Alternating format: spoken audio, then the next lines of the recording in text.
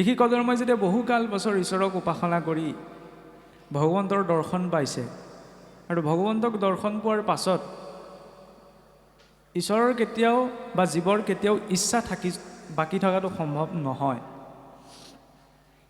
যদিও ঈশ্বৰৰ দৰ্শন কৰিলে জীৱৰ কোনো ইচ্ছা বাকী নাথাকে বুলি কোৱা হৈছে, কিন্তু ঈশ্বৰৰ ৰূপ দৰ্শনত জীৱৰ যুক্ত হোৱা ভাৱটো মূলতঃ নিৰ্ভৰ কৰে জীৱৰ কৰ্মৰ ওপৰত। কিয় কৰ্মৰ ওপৰত বুলি কোৱা হৈছে? কাৰণ ভগৱন্তক যিদৰে ঋষি কদৰ্মই দৰ্শন কৰাৰ মাত্ৰকে তেওঁৰ মনৰ সকলো ইচ্ছা নাইকিয়া হৈ গৈছিল, তাৰ বিপৰীতে সেইজনা ভগৱন্তকে যেতিয়া দুৰ্যোধন দুষাসনে দেখিছিল, তেওঁলোকৰ কিন্তু মতি গতি সলনি হোৱা নাছিল। ৰামৰ ৰাজ্যতে মন্থৰা আছিল যদি মন্থৰাৰ চিন্তাধাৰা কাহানিও সলনি হোৱা নাছিল। কিয়? কাৰণ তেওঁলোকৰ কৰ্মসমূহ অশুদ্ধ। যদি কৰ্ম অশুদ্ধ হয় তেতিয়াহ'লে অন্তৰত ভাৱ নোপজে। আমি তীৰ্থস্থানলৈ যদি যাওঁ বা সৎসংগলৈ যদি যাওঁ, তাৰলৈ গৈ যেতিয়ালৈকে আমাৰ ভাৱটো যুক্ত নহয় তেতিয়ালৈকে তাৰ লাভটো আমি পাব নোৱাৰোঁ। কেতিয়াবা এনেকুৱাওতো দেখা যায়, কথা প্ৰসংগতহে আমি টানি আনিছোঁ, ক'ৰবাত আমাৰ যেনেকৈ ভাদৰ মাহত যায় ভকত বৈষ্ণৱসকল, আমাৰ ঢেকীয়াখোৱা, বইনাপুৰীয়া, বৰদোৱা, বৰপেটা ইত্যাদি বা বাকী সকলো যাতে বিশেষকৈ ভাদ মাহত যায়, গৈ পেলাই এনেকুৱা এটা পৰিৱেশ যে দেখা যায় ঠেলা হেঁচা। মই যদি আপোনাক সন্মুখত ঠেলা মাৰি পেলাই চাকিগছ জ্বলাই থৈ আহোঁ, তাত কিন্তু আমাৰ প্ৰকৃত ভাৱটো প্ৰকাশ নাপায়, কাৰণ সেইখিনি সময়তো ভকতজনকেই ঠেলা মৰা হয়। মণিকূটৰ ভিতৰত বহি থকা ভগৱন্তক খোৱাবলৈ, চোৱা চিতা কৰিবলৈ 10জন আছে, কিন্তু নামঘৰৰ সন্মুখত বহি থকা ভিক্ষাৰীজনক খোৱাবলৈ কোনো নাই। সেইকাৰণে কেনেবাকৈ যদি চাকিগছ ধীৰে শান্তিৰে, এইটো কথাত বেলেগ কথা যে ইমান দূৰৰ পৰা গৈ সকলোৰ মনৰে এইটো ভাৱ থাকে চাকিগছ জ্বলাই থৈ আহোঁ, সেইটো কোনো ডাঙৰ কথা নহয়। কিন্তু কেনেবাকৈ যদি পৰা নাই তেতিয়াহ'লে আঁতৰৰ পৰাই ভগৱন্তক সেৱা এটা কৰি গুচি আহোঁচোন। ভগৱন্তই ভাৱটোহে বিচাৰিছে। ইমান ভিৰ আছে, তাৰ মাজত যদি 2-3জনক ঠেলা মাৰি থৈ টনা আজোৱা কৰি মই চাকিগছ জ্বলাই থৈ আহোঁ, দক্ষিণাটো ভৰাই থৈ আহোঁ, তাত কিন্তু ভগৱন্তই মোৰ বোধেৰে ভগৱন্তই ভাল নাপায়। এইকাৰণেই ভাল নাপায় কাৰণ আমি যেতিয়া ভকত সেৱা কৰিবলৈ আহিছোঁ, কিন্তু সন্মুখত থকা ভকতজনকে ঠেলা মাৰি যদি মই নিজৰ কামটো সোনকালে হওক বুলি পটাপট গুচি আহোঁ, তেতিয়াহ'লে সেই ভাৱটোৱে জানো ভগৱন্তৰ ওচৰত আমি চাপিব পাৰিম? আৰু তেনে হাজাৰ তীৰ্থযাত্ৰাই জানো আমাৰ জীৱনলৈ কিবা পৰিৱৰ্তন আনিব পাৰিব? নোৱাৰে। তাৰ সলনি যদি ভাদ মাহত বোলে নামঘৰত ভাগৱত পঢ়ি আছে, তালৈ যাবলৈকে যদি মোৰ সময় নোলায়, তেতিয়াহ'লে বহু দূৰৰ তীৰ্থযাত্ৰা কৰি জানো কিবা লাভ আছে? নাই। সেইকাৰণে এই কথা প্ৰসংগ এইকাৰণেই টানি আনিছোঁ, কাৰণ ভগৱন্তক দৰ্শন পোৱাটোৱেই ডাঙৰ কথা নহয়, তেওঁৰ সৈতে যুক্ত হোৱা ভাৱটোও সুশৃংখলিত হ'ব লাগিব। যদি কোনোবা তীৰ্থস্থানলৈ গৈ অন্ততঃ সেই ভোকত বহি থকা কোনোবা এজন ব্যক্তিক দিনটোৰ এসাঁজ যদি ব্যৱস্থা কৰি থৈ আহিব পৰা হৈছে, তেতিয়াহ'লে সেইটো আটাইতকৈ উত্তম কৰ্ম, আটাইতকৈ ডাঙৰ ঈশ্বৰ সেৱা। কাৰণ ভগৱন্তৰ অৰ্থেতো দান দক্ষিণা কৰিবলৈ ধেৰ মানুহ আছে, তেওঁলোকৰ অৰ্থে কৰি দিব, কিন্তু ই খাবলৈ নোপোৱাজনে বোলে তেওঁ সেইটো নিজৰ কৰ্মগতি, কৰ্মফল বোলে। তেওঁৰ কৰ্মফলক বিচাৰ কৰাৰ দায়িত্ব আপোনাৰ মোৰ নহয়। মই জীৱনত যি পাইছোঁ সেইখিনি মোৰ কৰ্মগতি, আপুনি যিখিনি পাইছে সেয়া আপোনাৰ কৰ্মগতি। কাৰোবাক যদি কিবা এটা সহায় কৰিব পৰা যায়, সেইটো মাত্ৰ মনুষ্য মাত্ৰৰ দায়িত্ব। আৰু এনেকৈও মনলৈ চিন্তা এটা আহিব পাৰে, কিমানক খুৱাম, এইবোৰ চব ভেকচন ধৰি ধৰি ভিক্ষা খুজি খুজি বহি আছে। তেওঁ যদি আপোনাক ঠগিব বিচাৰিছে, তেওঁ তেতিয়া নিজে ঠগ খাই খাই গৈ থাকিব। কাৰোবাক অন্ততঃ 5 টকা এটা দিব পৰা সামৰ্থ্যতাটো যদি আছে তেতিয়াহ'লে দিব লাগে। তেওঁ যদি ঠগি পেলাই ভিক্ষাৰীৰ ভাও জুৰিছে, তেতিয়াহ'লে সেইটো তেওঁ নিজেই পাব। কিন্তু মই যদি কিবা এটা কৰিব পাৰোঁ, সেইটো অন্ততঃ মোৰ বাবে কৰণীয় হয়। সেই ভাৱৰ জৰিয়তে ভগৱন্তৰ দৰ্শনৰ ভাৱটো পৰিপুষ্ট হয়। তাৰ জৰিয়তে কি হয়, পোনপ্ৰথমতে চাওকচোন, যেতিয়া আমি মানুহে মানুহৰ দুখটো বুজিবলৈ আৰম্ভ কৰোঁ, তেতিয়া মানুহৰ সকলো বিষয়বস্তু চোৱাৰ দৃষ্টিকোণটো সলনি হয়। আৰু সেই দৃষ্টিকোণৰ পৰিৱৰ্তনে এটা সময়ত পৰিপুষ্ট হৈ হৈ সকলোতে ঈশ্বৰ ভাৱনা কৰাৰ ভাৱটো অকণমান হ'লেও জীৱনলৈ আহেগৈ। কিন্তু যদি বাহ্যিকতাত সেইটো নাথাকে, মানুহে মানুহৰ প্ৰতি ভাৱনা, দুখীজনৰ দুখ বুলি ভাবিব নোৱাৰা ভাৱনা, তেতিয়া প্ৰত্যক্ষ ৰূপত যদি ভগৱন্তৰ দৰ্শনো দিয়েহে তেওঁৰ প্ৰতি ভাৱটো উপজা সম্ভৱ নহয়, যিদৰে দুৰ্যোধন দুষাসনৰ। কাৰণ কৰ্মসমূহ অশুদ্ধ আছিল। কৰ্ম যদি অশুদ্ধ হয়, শুদ্ধ ভাৱৰ সংস্কাৰ কেতিয়াও নিৰ্মাণ নহয়। আৰু দ্বিতীয়তে কথা হ'ল কি, কলিযুগত এতিয়া চাওকচোন, ঋষি কদৰ্মই অলপ সময় ঈশ্বৰক বহি ধ্যান কৰিছিল যদি ঈশ্বৰ আহি উপস্থিত হ'লহি। কলিযুগত এনেকৈ ভগৱন্ত নাহে। খুহুতীয়াকৈহে কৈছোঁ, যে কলিযুগত ভগৱন্ত আমাৰ সন্মুখলৈ এনেকৈ নহা কাৰণো আছে। যিদৰে কোনোবা ক'ৰবাত যদি কোনোবা মিতিৰ কুটুমজনক একদম দামী ধুনীয়া সাজ পোছাক এযোৰ পিন্ধি অহা হেৰিত দেখা পাওঁ, ভাল বেয়া সোধাৰ কথা পাছলৈ যায় প্ৰথমতে সেই সাজ পোছাকযোৰ সাজ-সজ্জা গাড়ীখনলৈ চকুটো যায়, ইমান দামী গাড়ী। এতিয়া ভগৱন্তই এলাপেচা অলংকাৰ পিন্ধে ৩২ প্ৰকাৰৰ অলংকাৰ। ইমানখিনি সা-সজ্জাত যদি আহে জীৱৰ বুদ্ধিটো চঞ্চল হোৱাৰ কাৰণে প্ৰথমতে ভগৱন্তৰ দৃষ্টি থাকিব, তাৰপৰা লাহেকৈ বোলে ভগৱন্তৰ ঐশ্বৰ্যলৈহে দৃষ্টিটো যাব। সেইবাবে ভগৱন্তৰ সেই দিব্য ৰূপটো অৰ্জুনক চাইছোঁ, অৰ্জুনৰো ভগৱন্তৰ লগতে আছে। কোনোবাই ভাবিব পাৰে ভগৱন্তক সখা বুলি, নিজৰ বন্ধু বুলি, স্বামী বুলি, কিন্তু ভজনা কৰাৰ সময়ত তেওঁক ঈশ্বৰৰ ভাৱনাতেই ভজিব লাগিব।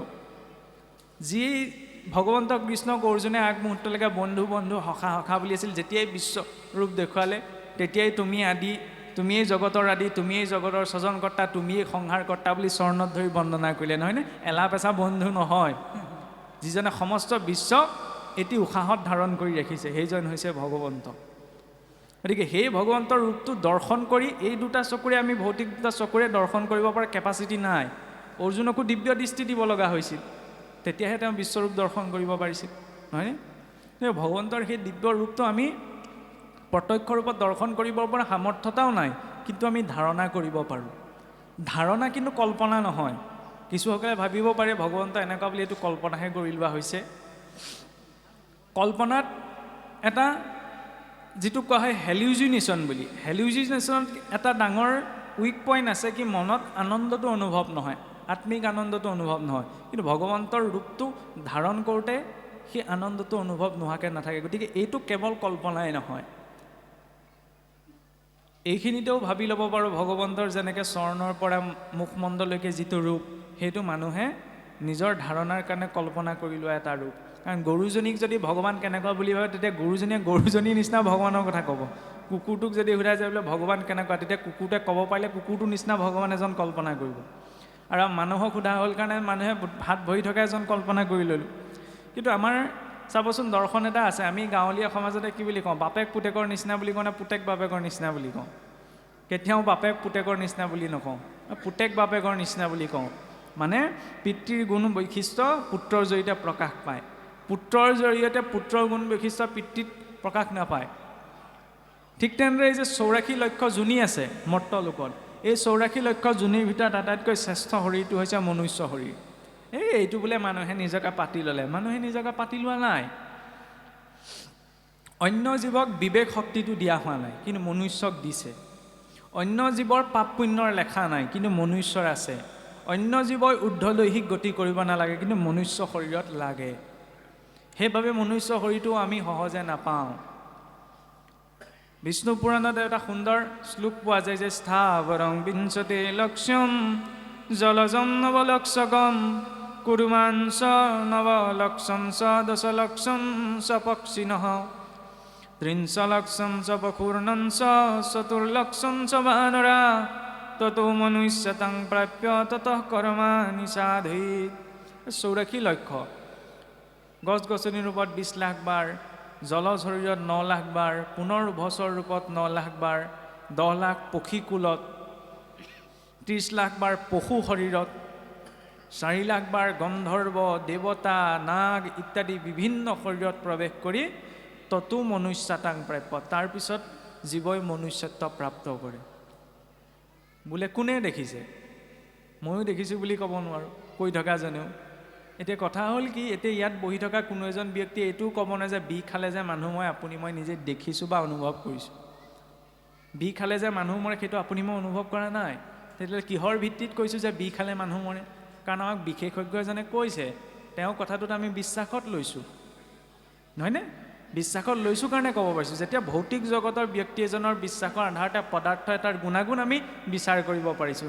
পূৰ্বৰ পৰা ইতিহাসে ঢুকি নোপোৱা কালৰ পৰা ঋষিসকলে যিখিনি তথ্য আমাক দি থৈ গ'ল, সেইখিনিক বিশ্বাস নকৰা কিবা শংকা আছে জানো?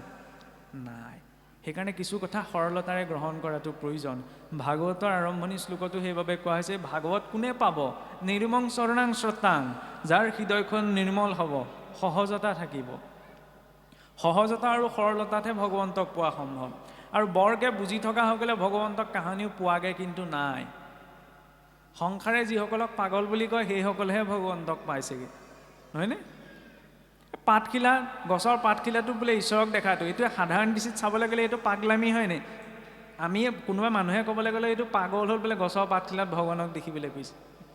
কিন্তু ভক্তি একেবাৰে গভীৰ স্তৰলৈ গৈ সেইটোৱে সত্য নহয় জানো? সৰ্বভূততে বিষ্ণু জ্ঞান, তাৰ অৰ্থ এইটো নহয় যে আমি সকলোতে আৰু শংখ চক্ৰ গদা পদ্মধাৰী ঈশ্বৰক দেখিছোঁ। দৰ্শনটো কি? যে যিটো চেতনা এই গোটেই বিশ্ব ব্ৰহ্মাণ্ডখন সৃষ্টিৰ বাবে, যাক আমি কাৰণ বুলি কৈছোঁ, সেই চেতনা সৃষ্টিৰ জড় জীৱ সকলোতে ব্যপ্ত হৈ আছে। পদাৰ্থ বিজ্ঞানৰ দৃষ্টিৰে যদি চাবলৈ যাওঁ, ওপৰে এইটো মনুষ্য শৰীৰ, এইটো মানুহ, সেইটো কুকুৰৰ শৰীৰ। আজি কোৱাণ্টাম পদাৰ্থ বিদ্যাই এইটো কথা প্ৰমাণিত হৈছে যে কোৱাণ্টাম লেভেলত সকলো জীৱৰ প্ৰকৃত এইটো অৱস্থা নাই, মানুহৰ এইটো শৰীৰৰ গঠনৰ অস্তিত্বই নাই। ভৌতিক স্তৰত সেইটো আছে, কিন্তু একেবাৰে আণুবীক্ষণিক স্তৰত এই সকলো বোলে কিছুমান শক্তিৰ পুঞ্জহে, যাক কোৱাণ্টা বুলি কোৱা হয়।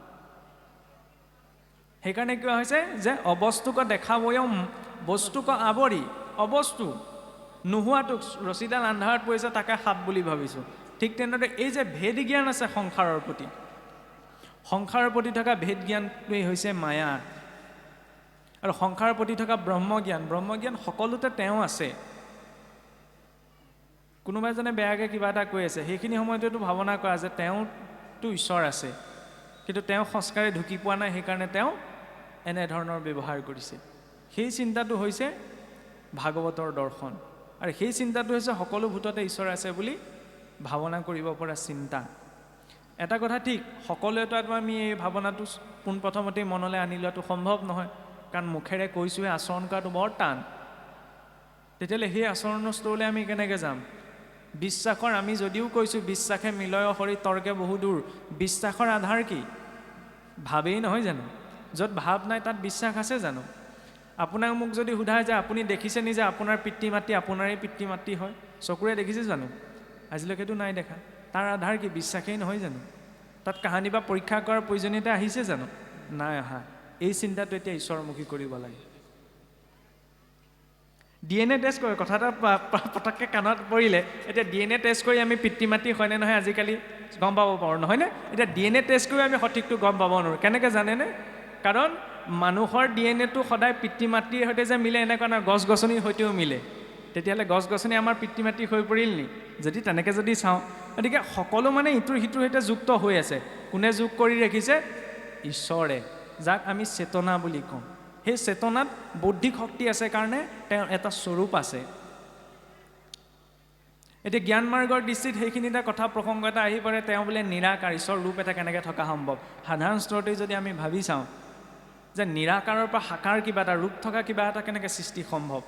ভগৱন্ত যদি নিৰাকাৰ হয়, আপোনাক যদি কোৱা হয় যে আপুনি এনেকুৱা এজন মানুহক চিন্তা কৰক যিজন মানুহৰ কোনো ৰূপ নাই, তেতিয়াহ'লে আপুনি কেনেকৈ ধাৰণা কৰিব? ঋষিসকলেও পোনপ্ৰথমতে ঈশ্বৰক নিৰাকাৰ বুলি ভাবিছিল, কাৰণ পোনপ্ৰথমতে যেতিয়া তেওঁলোক ঈশ্বৰক জানিবলৈ আগবাঢ়িলে, ঈশ্বৰৰ সূৰ্যৰ ৰশ্মি দেখিলেই প্ৰাথমিক স্তৰৰ ছাত্ৰজনে কি বুলি ভাবে? সূৰ্য নিৰাকাৰ, কোনো আকাৰ নাই, ৰশ্মিহে দেখিছোঁ, ৰূপটোতো দেখা নাই। গতিকে প্ৰথমতে কি বুলি বৰ্ণনা কৰিছে বেদত? ব্ৰহ্ম বুলি। ব্ৰহ্ম নিৰাকাৰ। কিন্তু তাতকৈ আৰু অধিক যেতিয়া জানিবলৈ আগবাঢ়িলে তেতিয়া গম পালে যে নহয়, এই ৰশ্মিৰ স্বৰূপ ব্ৰহ্মজ্যোতিৰ এটা উৎস আছে, মানে এটা আকাৰো আছে। সেইটোৱেই হৈছে পৰমাত্মা ৰূপটো। ব্ৰহ্মেতি পৰমাত্মেতি ভগৱানেতি শব্দতি। আৰু যেতিয়া আৰু অধিক জানিবলৈ আগবাঢ়িলে তেতিয়া গম পালে নহয়, যে সেই ৰূপটোৰ এটা সম্পূৰ্ণ পৰিগ্ৰহ আছে। ভগৱান এটি শব্দতে ভগৱান ৰূপত জানিব পাৰিলে।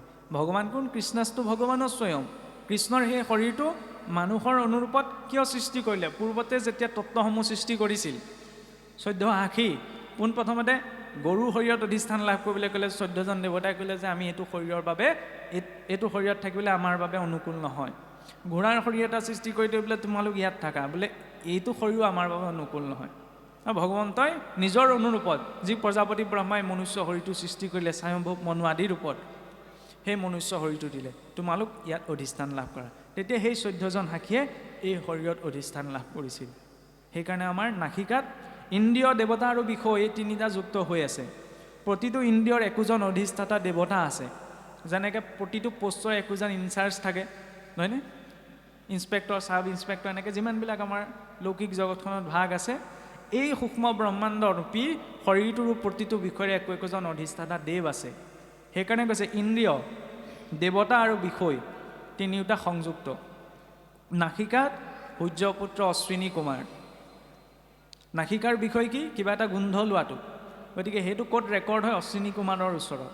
নেত্ৰত আদিত্য, কৰ্ণত দিগ্গন, মুখত অগ্নি, জিভাত বৰুণ, পদত বিষ্ণু, হাতত ইন্দ্ৰ, বুদ্ধিত বাসুদেৱ, মনত চন্দ্ৰ, অহংকাৰত ৰুদ্ৰ, লিংগত প্ৰজাপতি, গুহ্যত মিত্ৰ।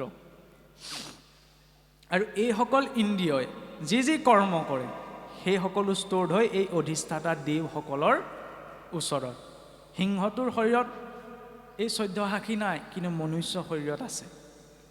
আৰু অন্তিম সময়ত আমাৰ গতিটো ক'ৰ পৰা নিৰ্মাণ হয়? ইয়াত মুখেৰে মই আৰু ভাল কথা কৈ নাথাকোঁ কিয়? মোৰ ইন্দ্ৰিয়সমূহত যেনেধৰণৰ প্ৰবৃত্তি আছে তাৰ অনুৰূপতেই মোৰ গতিটো সম্ভৱ। সেইকাৰণে ভাগৱতৰ যাত্ৰাটো হৈছে অন্তৰ্মুখী। যেতিয়ালৈকে অন্তৰত সেই ভাৱটো সৃষ্টি কৰি নলওঁ তেতিয়ালৈকে ঈশ্বৰৰ সেই প্ৰকৃত ৰূপটো ধ্যান কৰি সেই ভাৱেৰে তেওঁৰ ওচৰলৈ আগবঢ়াটো বহুত কঠিন। সেইবাবে প্ৰথম ভাৱৰ শুদ্ধতা। ভাৱৰ শুদ্ধতা হ'লেহে ভগৱন্তৰ সেই প্ৰকৃত ৰূপটো আমি ধ্যান কৰিব। নহ'লে ভগৱন্তৰ ৰূপটো চোন আমি ফটোটো দেখি আছোঁ। বিতৰ্ক এইবিলাক দিশত হৈ লাগে যে ভগৱন্তই সোঁহাতত শংখ লৈ আছে নে চক্ৰ লৈ আছে। এইবিলাকনো বিচাৰ কৰিবলগীয়া কথা নাই। কোনোবা এদিন মন গ'ল যেনিবা সোঁহাতত শংখটো ল'লে, কোনোবাখিনি চক্ৰখন ল'লে, সেইটো কোনো ডাঙৰ কথা নহয়। ভগৱন্তৰ প্ৰকৃত ৰূপটোৱে কাক প্ৰতিনিধিত্ব কৰিছে? শংখ চক্ৰ গদা পদ্মই কাক দেখুৱাইছে? সেই দৰ্শনটো আমাক লাগে, নহয়নে? আৰু ভগৱন্ত আমাৰ ঈশ্বৰো এনেকুৱাকৈ কল্পনা আছে, হাতত দা কুঠাৰ এইবোৰ অস্ত্ৰ শস্ত্ৰ আছে, নহয়নে? তেতিয়াহ'লে বোলে হিন্দুসকলৰ উপাস্যসকল বৰ ক্ৰোধাত্মক নি যে সকলো দেৱী দেৱতাই গোটেই হাতত কোনোবাই গদা লৈ আছে, চক্ৰ লৈ আছে, কোনোবাই ত্ৰিশূল লৈ আছে। বাকীসকলৰ ঈশ্বৰটো কল্পনা তেনেকৈ কৰা নাই। কল্পনা কৰিছে যে হাতত কোনো প্ৰকাৰ অস্ত্ৰ নাই। আমাৰ সকলোৱে গোটেই অস্ত্ৰ শস্ত্ৰ সোপা আছে। কৃষ্ণ মানে সেইজনেই নহয় যে কোনোবাই কিবা এটা কৈছে মিচিক মিচিককৈ হাঁহি মাৰিয়ে বাঁহী বজাই থকাজনেই কৃষ্ণৰ গান। কৃষ্ণ মানে সেইজনে যেতিয়া শিশুপালে ইমানখিনি অধৰ্ম কৰিলে, খন্তেকতে তেওঁ শিৰচ্ছেদ কৰি দিলে, নহয়নে? কিন্তু সেইখিনিতো চাবলগীয়া কথা আছে। 100টা গালিটো শুনিলে, সেইকণ ধৈৰ্যটো তেওঁৰ ওচৰত আছে। কেপাচিটি আছিল যে একটা গালি শুনোতে শিশুপালক মাৰি দিব পাৰিলেহেঁতেন। কিন্তু যাৰ শৰীৰত অন্ততঃ সেই 100টা বেয়া কথা শুনাৰ ধৈৰ্যকণ আছে। সৰ্বসামৰ্থ্যৱান ঈশ্বৰৰ আৱিৰ্ভাৱ হৈছে ক'ত? কংসৰ কাৰাগাৰত। কিয়? লীলা বিস্তাৰৰ বাবে। চক্ৰখনৰ প্ৰকৃতিটো হৈছে, নামটো হৈছে সুদৰ্শন। সুদৰ্শন মানে দেখিবলৈ যি বোলে সুন্দৰ, তেওঁক আমি সুদৰ্শন বুলি কওঁ, নহয়নে? এই সুদৰ্শন দেখি চক্ৰ ঘাতক অস্ত্ৰপাতনো আকৌ সুদৰ্শন হ'ব পাৰেনে? সেইকাৰণে এক দৰ্শন অনুসৰি সেই চক্ৰৰ লগত গুৰুকো বুজোৱা হয়। সুদৰ্শনতকৈ আৰু শক্তিশালী চক্ৰ নাই। বোলে তাতোতকৈ আছে বোলে ব্ৰহ্মাস্ত্ৰ। এইবিলাক কল্পনাৰ কথা। ভগৱন্তই যি অস্ত্ৰ ধাৰণ কৰিছে তাতকৈও শক্তিশালী কিবা থকা সম্ভৱনে? সেই চক্ৰৰ কামটো কি? নিৰন্তৰ সেই চক্ৰ যিদৰে সংসাৰ চক্ৰ নিৰন্তৰ ঘূৰি আছে, ঠিক তেনেদৰে গুৰুৰূপী সেই সুদৰ্শন, দৰ্শনত যাৰ দৰ্শন কৰাৰ লগে লগে মনলৈ ভক্তিভাৱ আহে, সেই সুদৰ্শনৰূপী গুৰুৱে অজ্ঞানতা নাশ কৰি জ্ঞানৰ উদ্ভৱ ঘটাব পৰাৰ কেপাচিটিটো আছে। সেইবাবে চক্ৰৰ লগত গুৰুকো তুলনা কৰা হয়। শংখৰ লগত নামকো তুলনা কৰা হয়। যিটোৱে শংখই আদিত ধ্বনি সৃষ্টি কৰে, আৰু সেই ধ্বনিয়ে হৈছে সৃষ্টিৰ আদি মূল, যাক শব্দ ব্ৰহ্ম বুলি কোৱা হৈছে। নাদেন বিনা জ্ঞানম, নাদেন বিনা শিৱঃ, নাদৰূপম পৰমম জ্যোতি, নাদৰূপম স্বয়ং হৰি। শব্দৰ জৰিয়তে শব্দ এটা উচ্চাৰণ কৰাৰ লগে লগে তাৰ সৈতে একোটা আকাৰো জড়িত হৈ থাকে। আজি পদাৰ্থ বিজ্ঞানে সেইটো প্ৰমাণ কৰি দেখুৱালে যে কোনোবাই যেতিয়া কিবা এটা বাক্য উচ্চাৰণ কৰে তাৰ সৈতে জড়িত এটা ৰূপো থাকে। ঠিক তেনেদৰে ভাৰতীয় বৈদিক সংস্কৃতিত কিটো কল্পনা কৰে যে প্ৰথম প্ৰণৱ ধ্বনি উচ্চাৰিত হ'লে প্ৰণৱ ধ্বনিৰ পাছত সৃষ্টিখন বিস্তাৰ হৈছে। প্ৰথম ধ্বনি আহিছে, তাৰ পাছতহে সৃষ্টিৰ বিস্তাৰ হৈছে। সেইবাবে সেই ধ্বনিক শংখয়ো প্ৰতিনিধিত্ব কৰে, শক্তিক প্ৰতিনিধিত্ব কৰে কৌমুদকী গদাটিয়ে, আৰু নিৰ্মলতাক প্ৰতিনিধিত্ব কৰে পদ্ম পুষ্পপাহীয়ে।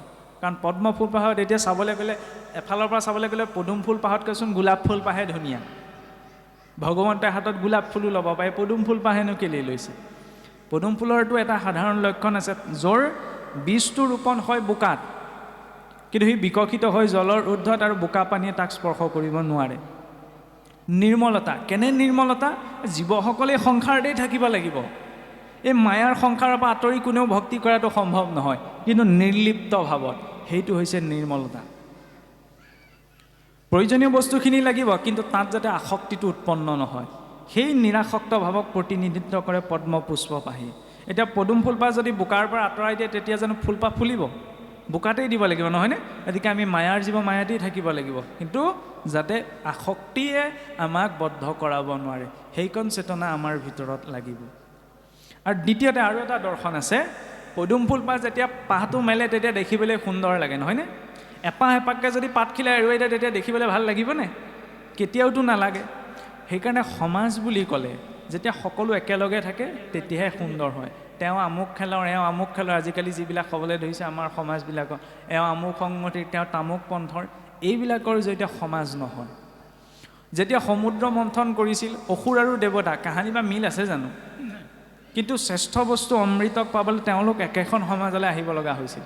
ইটোৱে সিটোক দেখিব নোৱাৰে, কিন্তু অমৃত বিচাৰিছিল কাৰণে একেখন সমাজলৈ আহিব লগা হৈছিল, নহয়নে? আমিতো অমৃত বিচৰা নাই, অমৃতৰ স্বজনকৰ্তা ঈশ্বৰক বিচাৰিছোঁ। গতিকে তেওঁক বিচাৰিবলৈ আহোঁতে পন্থ খেল নামত যদি ভাগ ভাগ হৈ আছে, তেতিয়া সেই পদুম ফুলপাহ ধাৰণ কৰাৰ সাৰ্থকতাটো ঈশ্বৰৰ ৰূপ চিন্তনত প্ৰকাশ নাপায়। তেনেদৰেও ভগৱন্তৰ চাৰি অস্ত্ৰৰ প্ৰকাশ আছে। গতিকে এনেধৰণৰ তাত্ত্বিক দৃষ্টিৰে যেতিয়া ভগৱন্তৰ সেই দিব্য ৰূপটো আমি মনত ধাৰণা কৰোঁ, তেতিয়া তেওঁৰ সেই স্বৰূপটোত মনটো নিবিষ্ট হয়। ৰূপটো সেইকাৰণেই লাগে। নিৰাকাৰ শব্দৰ অৰ্থ এইটো নহয় যে যাৰ আকাৰ নাই। নিৰ্গতা আকাৰ যস্মাৎ চ নিৰাকাৰঃ, য'ৰ পৰা সমস্ত আকাৰ নিৰ্গত হৈছে তেওঁক কোৱা হৈছে নিৰাকাৰ বুলি। কিন্তু আমাৰ কিছুসকলে এইটো অৰ্থ কৰে যে নিৰাকাৰ মানে কি, যাৰ আকাৰ নাই। এতিয়া আৱশ্যকৰ বিপৰীত শব্দ কি? অনাৱশ্যক, নহয়নে? যদি ভগৱন্তৰ আকাৰ নাই এই কথাটো বুজালেহেঁতেন, তেতিয়া প্ৰকৃত শব্দটো কি প্ৰয়োগ হ'লহেঁতেন? অনাকাৰ, নহয়নে? এতিয়া অনাকাৰ শব্দটোতো প্ৰত্যক্ষ ৰূপত প্ৰয়োগ হোৱা নাই, নিৰাকাৰ শব্দটো প্ৰয়োগ হৈছে। গতিকে নিৰাকাৰ মানে এনেকুৱা নহয় যে যাৰ আকাৰ নাই। হয়, কিছু কিছু ঠাইত অনাকাৰ শব্দটো প্ৰয়োগ হৈছে আকাৰ নুবুজাবলৈ, কিন্তু ঈশ্বৰৰ ৰূপৰ ক্ষেত্ৰত নহয়। ঈশ্বৰ হৈছে সদায় সাকাৰ স্বৰূপ। এই সাকাৰ স্বৰূপটো হৈছে ভগৱন্ত কৃষ্ণৰ দিব্য স্বৰূপটো। আৰু যেতিয়া সেই স্বৰূপটোৰ দৰ্শন ঋষি কদৰ্মই পাইছে, তেতিয়া মনত কোনো ইচ্ছা নাই। কিন্তু ভগৱন্তই তেতিয়া ঋষি কদৰ্মক কৈছে যে হে ঋষি কদৰ্ম, তোমাক প্ৰজাপতি ব্ৰহ্মাই প্ৰজা সৃষ্টিৰ বাবে সংসাৰ ধৰ্ম নিবৃত্ত কৰিছে। গতিকে তুমি মোৰ আদেশতেই তুমি সংসাৰ ধৰ্মত প্ৰবৃত্ত হোৱা, আৰু সংসাৰ ধৰ্মত প্ৰবৃত্ত হোৱাৰ পাছত অন্তিম সময়ত মই তোমাক মুক্তি প্ৰদান কৰিম। এতিয়া ভগৱন্তই কৈছে, চাওক, আৰু ভগৱন্তই সেই আজ্ঞা যেতিয়া ঋষি কদৰ্মক প্ৰদান কৰিছে, তেতিয়া ভগৱন্তই নিজেই প্ৰস্তাৱ দিছে যে সেই ঋষি কদৰ্ম তোমাৰ বাবে, তোমাৰ গৃহস্থী আশ্ৰমৰ বাবে, গৃহস্থী আশ্ৰমখনত যে শ্ৰেষ্ঠ বুলি কোৱা হৈছে, শ্ৰেষ্ঠত্বটো আচলতে এইখিনিতেই প্ৰকাশ পায়, যাৰ জৰিয়তে নিজৰ লগতে বাকীকেইটা জীৱ তৰি যোৱাৰ পথটো প্ৰশস্ত হয়। সেইবাবে কোৱা হৈছে যে নুশুনে পৰম শাস্ত্ৰ গীতা ভাগৱত, কিমতে ভকতি আৰু শৈবে মাধৱত,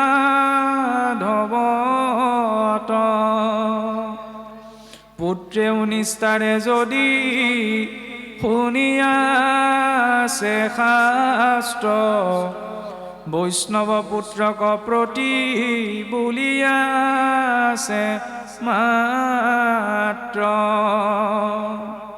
অবৈষ্ণৱ পুত্ৰ যদি উপজে বংশত, স্বৰ্গখণ্ডে পিতৃক পেলাৱে নৰকত।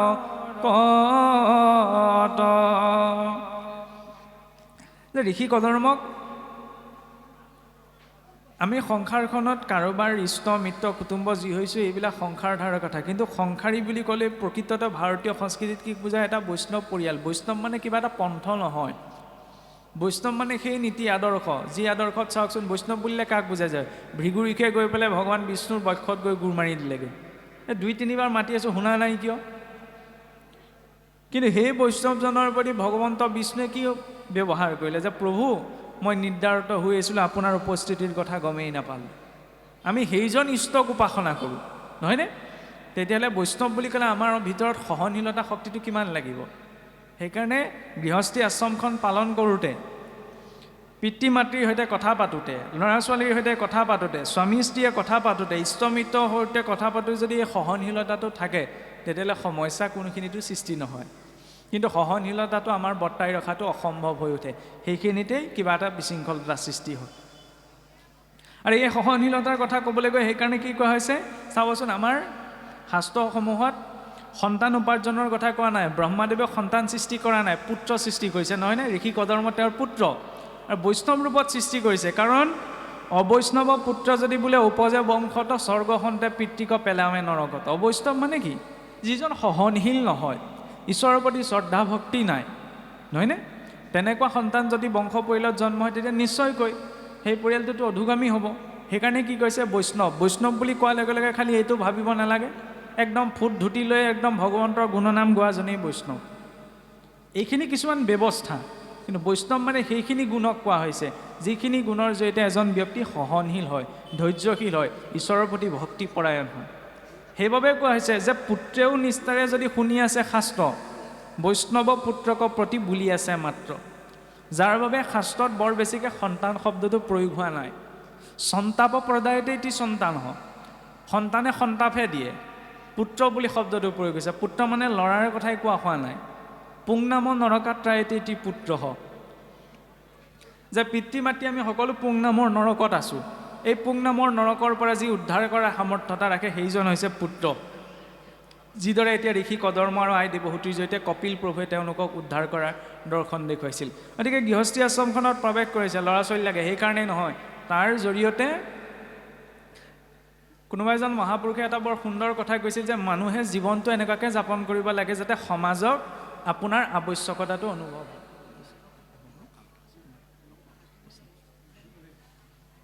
এইটো বৰ ডাঙৰ কথা যে সমাজক আপোনাৰ প্ৰয়োজন যাতে অনুভৱ হয়। সেইটো হৈছে জীৱন যাপন আটাইতকৈ বোলে উত্তম স্থিতি। যে কেতিয়াবা এনেকুৱা হয় নাই, ঘৰখনত মিতিৰ কুটুমত এনেকুৱা এজন কোনোবা থাকে যে আমুক নহ'লে কামটো নহয়। সেই আৱশ্যকতাটো সমাজত উৎপন্ন কৰিব পৰাটো বোলে জীৱন যাপন কৰা আটাইতকৈ সুখকৰ স্থিতি। আমাৰ জীৱনত সেইটো আদৰ্শ লাগে, আৰু সেইটো হৈছে এজন বৈষ্ণৱ আদৰ্শ। সেইকাৰণে কৈছে যে অবৈষ্ণৱ পুত্ৰ যদি উপজে বংশত স্বৰ্গ সন্তে পিতৃক পেলাৱে নৰকত। কেনেবাকৈ যদি অবৈষ্ণৱ সন্তান, অসহনশীল, অধৈৰ্য, অশ্ৰদ্ধাযুক্ত সন্তান জন্ম হয় তেতিয়া বোলে সেই সংসাৰ বা পৰিয়ালত সুখ শান্তি থকাটো সম্ভৱ নহয়। আৰু সেই বৈষ্ণৱ পুত্ৰ বিচৰাৰ বাবে ঋষি কদৰ্মক স্বয়ং ঈশ্বৰে কৈছে এতিয়া যে তোমাক কেনে লক্ষণযুক্ত এগৰাকী স্ত্ৰী লাগে কোৱা, তেনেধৰণৰ এগৰাকী স্ত্ৰীৰ সৈতে তুমি বিবাহত আবদ্ধ হৈ সংসাৰ ধৰ্ম পালন কৰিবা। এতিয়া ঋষি কদৰ্মই ধৰি লওক এইখিনি প্ৰস্তাৱ ঈশ্বৰক দিব পাৰিলেহেঁতেন যে প্ৰভু ভাল ৰজা ঘৰৰ এগৰাকী নাৰীৰ সৈতে মোক বিবাহ কৰাই দিয়া, বা তেনে এগৰাকী নাৰীৰ পৰিচয় দিয়া, বা ধৰি লওক যাৰ সা সম্পত্তি বেছিকৈ আছে। আমাৰ মানুহৰ চিন্তাটো তেনেকুৱা হয় যে কেনেবাকৈ যদি ধৰি লওক বুজাবুজিৰ মাজেৰে বিবাহ হৈছে, নহ'লেতো আজিকালিতো এনেকুৱাও দেখা যায় যে পুৰুষে নচাইবে ভালো মন্দ সমুদায় কৰিবেক ভাৰ্যা আনি যাকে বাঞ্ছা যায়। তাৰ বিপৰীতে যদি অকণমান বুজাবুজিৰে আগবাঢ়িছে, তাতো আকৌ আমাৰ সাধাৰণতে কি বিচাৰ কৰা হয় বোলে মাটি বাৰী কি আছে, চাকৰি আছেনে নাই, ককাই ভাই কেনেকুৱা, এইখিনি সামাজিক দিশটো নিবিচাৰিবলৈ কোৱা নাই, এইখিনি বিচাৰ কৰিব লাগে সামাজিক দিশত, যিহেতু আমি সমাজ পাতি আছোঁ, নহয়নে? কিন্তু এইখিনিয়ে বিচাৰৰ মূল বিষয় নহয়। যদি সেই পুৰুষজন ঈশ্বৰ ভক্তি পৰায়ণ নহয়, যদি সেই বিবাহিতা নাৰীগৰাকী ঈশ্বৰ ভক্তি পৰায়ণ নহয়, তেতিয়াহ'লে জানো সেই সংসাৰখনত সুখ শান্তি থকাটো সম্ভৱ নহয়। সেই আদৰ্শটো সেইকাৰণে সৃষ্টিৰ প্ৰথম যেতিয়া সংসাৰ তৰিছিল, আমি যদি চাওঁ ভাগৱতৰ দৰ্শন, প্ৰথম তেতিয়াহ'লে সংসাৰ কোনে আৰম্ভ কৰিছে? এই ঋষি স্বয়ম্ভূ মনুৰ শতৰূপায়। কিন্তু তাৰ আধাৰত সংসাৰ ধৰ্মৰ বিস্তাৰ ৰূপত দৰ্শনটো আমাক কোনে দেখুৱাইছে? ঋষি কদৰ্মই। সেইকাৰণে ঋষি কদৰ্মই ঈশ্বৰৰ ওচৰত কৈছে যে প্ৰভু মোক কেনে লক্ষণযুক্ত নাৰী লাগে যে কাম্য কৰ্ম যত মানে হবে পৰি হৰি যারা তোজু চরণে জয়নিষ্ঠ করি এখন কমনে জানি দিবা ভালো যায়া পাছে মুখ্য দিবা প্রভু যদি থাকে দায়া সন্তৰ সংগ যিজু পাৰ্থয় সতত হৰিপদৰেনো সেৱা লক্ষ্য জীৱনৰ সদা শুদ্ধ ভাৱে যিটো দিন ধৰি আছে হেন হে লক্ষণ প্ৰভু মোৰ অভিমতে। যে হে প্ৰভু, তুমি এনেকুৱা এগৰাকী নাৰী দিয়া যে কাম্য কৰ্ম যত মানে সবে পূৰ্ণ কামনা বাসনা সকলো যি ক্ৰমাৎ এৰিছে, যাৰা তজু চৰণে ভজয় নিশ্চয় কৰি। তোমাৰ চৰণ ভজনাত যিগৰাকী নাৰীৰ মতি স্থিৰ হৈছে, যি নিত্য নিৰন্তৰ শুদ্ধ সাত্বিকতাৰে কেৱল তোমাৰ চৰণ সেৱা আৰু সন্তসকলৰ সংগ প্ৰাৰ্থনা কৰে, তেনেকুৱা এগৰাকী লক্ষণযুক্ত নাৰী মোক দিয়া। ঋষি কদৰ্মই এইটো কোৱাই নাই যে মাটি বাৰী ইমান হ'ব লাগিব, আমুক তামুক হ'ব লাগিব, পুত্ৰ পৰিবাৰ এনেকুৱা হ'ব, এনেকুৱা এগৰাকী দিয়া। গতিকে পুৰুষেই হওক, আধ্যাত্মিক দৰ্শনটো চাওক যে পুৰুষেই হওক বা নাৰীয়েই হওক, আমি বাহ্যিক দিশ সকলো বিচাৰ কৰোঁ, নহয়নে? বংশ পৰিয়ালত কোন আছে, কাৰ মৃত্যুত কিমান আছে, ইমানখিনিলৈকে আমি বিচাৰ কৰোঁ। কিন্তু শৰীৰমুখী হয়নে নহয়, ভগৱন্তমুখী হয়নে নহয়, এইটো কিন্তু বাদ পৰি থাকে। আৰু কেনেবাকৈ প্ৰসংগলৈ আহিলেও কি কৰে, বিয়া কেইদিনমান আগত বোলে শৰণ লোৱা নাই নহয়, শৰণ লৈ আহিব লাগে, কেইদিনমানৰ পাছত বিয়া হ'ব। ভগৱন্তৰ ওচৰলৈ মানে বিয়া পাতিবৰ কাৰণে ভগৱন্তৰ ওচৰলৈ আমি গ'লোঁ নি? বিবাহ ইমান এটা ডাঙৰ সংস্কাৰ, চাওকচোন, যাৰ জৰিয়তে সৃষ্টিৰ ধৰ্ম ৰক্ষা হ'ব, যাৰ জৰিয়তে গোটেই জীৱনটো সেই স্ত্ৰী পুৰুষ একেলগে থাকিব, এখন ঘৰত শান্তিপূৰ্ণভাৱে জীৱন যাপন কৰিব।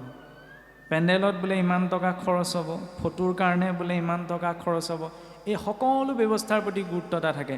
কিন্তু সংস্কাৰী কৰ্মকণৰ প্ৰতি হোমেই পৰিছে বা বিধি পাঠেই পৰিছে, বোলে দেও সোনকাল কৰিব দেই, পজ দি ফটো মাৰিবলৈ সকলোৰে সময় ওলায়, নহয়নে? চিন এটা হিচাপত সেইটো কোনো দুখনীয় নহয়, কাৰণ বিয়া এবাৰেই হয়, গতিকে স্মৃতি হিচাপত ফটোখন ৰাখিছে, সেইটো কোনো দুখনীয় বুলি আমি ক'ব নোৱাৰোঁ। কিন্তু যিখন দেৱকৰ্ম, বৰ সাক্ষাৎ ভগৱন্ত নাৰায়ণৰ লগত যিদিনা তুলনা কৰা হয়, নাৰীগৰাকী সাক্ষাৎ লক্ষ্মীৰ লগত, সেই লক্ষ্মী নাৰায়ণ স্বৰূপ বৰে যেতিয়া দেৱকৰ্ম কৰি ঈশ্বৰক সাক্ষী কৰি ঈশ্বৰ আহে আশীৰ্বাদ দিবলৈ, সেইখিনি সময়ত যদি সেইকণ লৰালৰি কৰোঁ, তেতিয়াহ'লে ঈশ্বৰৰ প্ৰতি যদি ধৈৰ্য নাই, তেতিয়াহ'লে বাকী চোৱা জীৱনলৈ বাৰু ধৈৰ্য আহিবনে? এইটো নহয় যে আমি কাৰো জীৱনত শান্তি নাই বুলি ইয়াৰ পৰা প্ৰতিপন্ন কৰাব বিচাৰিছোঁ, শান্তি আছে।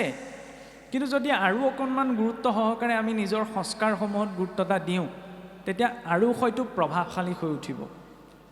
তাৰ বাবে জনাটো প্ৰয়োজন।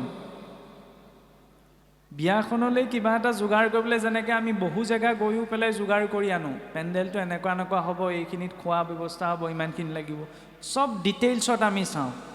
কিন্তু আমাৰ বহুতৰে সেই দেৱকৰ্ম কৰাৰ সময়ত কিন্তু অৱজ্ঞা থাকে। অৱজ্ঞা এইকাৰণেই কৰিছোঁ, ধৈৰ্য নাই, সোনকালে কৰিব।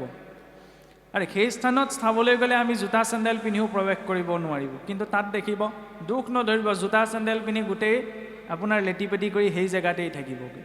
সেইটো উচিত নহয়। যি স্থানত ভগৱন্তক স্থাপন কৰা হৈছে তাত আকৌ জোতা মোজাযোৰ পিন্ধি প্ৰৱেশ কৰাৰ কি অৰ্থটো থাকিলে? কেৱল আচৰণ কৰিব লাগে কাৰণেতো সেইখিনি কৰ্ম আচৰণ কৰা নহয়, সংস্কাৰ হয়। সেই সংস্কাৰ নোহোৱাকেচোন স্বয়ং ঈশ্বৰৰ বিবাহ পাশত আবদ্ধ হোৱা নাই।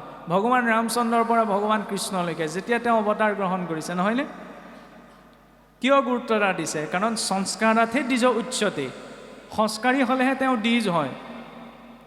সংস্কাৰ বিহীনা পশু বিসমানা, যাৰ সংস্কাৰ নাই আচাৰহীনম নপুনন্তি বেদা, যাৰ আচাৰত সংস্কাৰ নাই তেওঁক বেদেও সূচী কৰিব নোৱাৰে। গতিকে বিচাৰ কৰাটো প্ৰয়োজন যে স্ত্ৰী পুৰুষ বিবাহৰ আগত হ'লেও গুৰুমুখী হৈ আহিলে গুৰুৱে চাওকচোন পাহৰি যায় বুলি হৰি ভকত এজনো পাতি দিয়ে। কিন্তু সেইকেইটা কথাও মনত ৰাখিবলৈ যদি আমাৰ ধৈৰ্য নাথাকে, বোলে চৰকাৰে কেইখন আঁচনি দিছে, কোনখন আঁচনিত কিমানকৈ পইচা পায়, সেইটো আমাৰ মুখৰ আগত থাকে, কিন্তু আমাৰ বহুতৰে গুৰুৱে দিয়া সেই কথাকেইটা পাহৰি পেলাওঁ। গুৰুৰ প্ৰতি বোলে গুৰু আশ্ৰয় হ'লোনে, বোলে শৰণ ল'লোনে, সেয়াই শৰণ নহয়। চাচৰিতে এটি শিষ্য শিষ্য কাক কোৱা হয়? ভাৰে ভেটিয়ে এগাল দি থৈ অহাজনী শিষ্য নহয়। যাক শাসন কৰিব পৰা যায় সেইজন হৈছে শিষ্য। শাস্ত্ৰ গুৰু হবে শিষ্যক কৃপাই শুদ্ধ উপদেশ দিব, শিষ্য হবে শুদ্ধভাৱে নাচৰিলে তাৰা হবে কি কৰিব। শাস্ত্ৰ আৰু গুৰুসকলে কেতিয়াও কাকো কোনো কালে ভুল উপদেশ দিয়া নাই। গুৰুৱে দিয়ে মাটি হিচে ধৰে আতি, গুৰুৰ বাক্যক অন্ততঃ আস্থাৰে গ্ৰহণ কৰাটো প্ৰয়োজন, নহয়নে? কিন্তু সেইখিনি সময়ত যদি সেই গুৰু বাক্যৰ প্ৰতি আস্থা নাথাকে, তেতিয়াহ'লে আৰু মই বেদ মন্ত্ৰ উচ্চাৰণ কৰি থাকোঁ, আৰু আপুনি মই ভাগৱত উচ্চাৰণ কৰি নাথাকোঁ, তাৰ পৰা আমি কিবা ফল দিব বুলি ব্যক্তিগতভাৱে আমি নাভাবোঁ, যদিহে গুৰুৰ বাক্যতে আস্থা নাই। গুৰু হৈছে দেখা ঈশ্বৰ, দেখাজনক চিনিলেহে আমি নেদেখাজনক চিনিব পাৰিম। গুৰু সম্পৰ্কটো আমাৰ সমাজত এতিয়াও এনেকুৱা কিছুমান ধাৰণা আছে, কিছুসকলে ভাবে যে আমাৰ পৰম গুৰু হৈছে শ্ৰীমন্ত শংকৰদেৱ, গতিকে যিজনে আমাক শৰণ ভজন দিলে সেইজন বোলে আমাৰ গুৰু নহয়। হয়, পৰম গুৰু পৰমেষ্ঠি গুৰু তেনেকৈ ভাগ আছে। মহাপুৰুষ জনা হৈছে আমাৰ পৰম গুৰু, কিন্তু তেওঁৰ সেই ধৰ্মধাৰাকে প্ৰতিনিধিত্ব কৰি আপোনাক মোক যিজন গুৰুৱে প্ৰত্যক্ষ ৰূপত ঈশ্বৰত আশ্ৰয় প্ৰদান কৰিলে সেইজন গুৰু নিত্য স্মৰণীয়। সেইজন গুৰুৰ প্ৰতিও সেই সমানেই সন্মানৰ ভাৱ থকাটো প্ৰয়োজন, কাৰণ তেওঁকে আমি প্ৰত্যক্ষ ৰূপত আমি মহাপুৰুষক পোৱা নাই, কিন্তু মহাপুৰুষ জ্ঞান কৰি তেওঁৰ জৰিয়তে আমি আশ্ৰয় গ্ৰহণ কৰিছোঁ। সেইখিনিত শিষ্যৰ শিষ্যত্ব প্ৰকাশ পায়। বকদৃষ্টি কাকচেষ্টা স্বান নিদ্ৰা তথৈবচ অল্পাহাৰী গৃহত্যাগী পঞ্চতৈশিষ্য লক্ষণম। আধ্যাত্মিক মাৰ্গত বোলে শিষ্যজনৰ 5টা লক্ষণ থাকিব লাগে। বকদৃষ্টি, বগলীৰ নিচিনা দৃষ্টি হ'ব লাগে। বগলীজনী মাছত যেতিয়া মাছ ধৰিবলৈ পানীত নামি থাকে, কাষত আৰু শৈশৱ হৈ থাকক, দৃষ্টি সদায় নিজৰ চিকাৰটোত থাকে। গতিকে ধৰ্ম মাৰ্গটো ধৰ্ম অধৰ্ম অমুকটো তমুকটো বুলি ঢেৰ হুলস্থুল হৈ থাকিব, গুৰুত্ব দিয়াৰ প্ৰয়োজনীয়তা নাই। নিজ গুৰুৱে যি ধৰ্ম দিছে সেই ধৰ্মত স্বধৰ্মী নিধনং শ্ৰেয় পৰধৰ্ম ভয়াৱহ।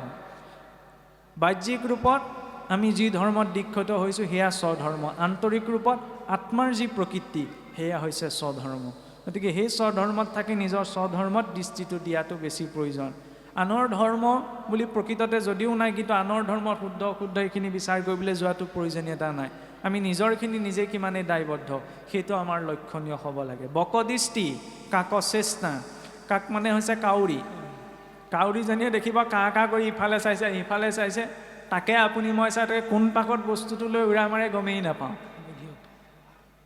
গতিকে ভক্ত হ'লেও এনেকুৱাকৈ জীৱন যাপন কৰিব লাগে যে ভালৰ লগত ভাল, কালৰ লগত কাল, মানে কি শত্ৰুজনৰ লগত অতি বেয়াজনৰ লগত সেইজনক পৰিত্যাগ কৰিবলৈতো কোৱা হোৱা নাই, তেওঁকো ভালকৈ মাতষাৰ দিব লাগিব, কাৰণ তেওঁটোতো ঈশ্বৰেই আছে। গতিকে যাৰ লগত যেনে ব্যৱহাৰ,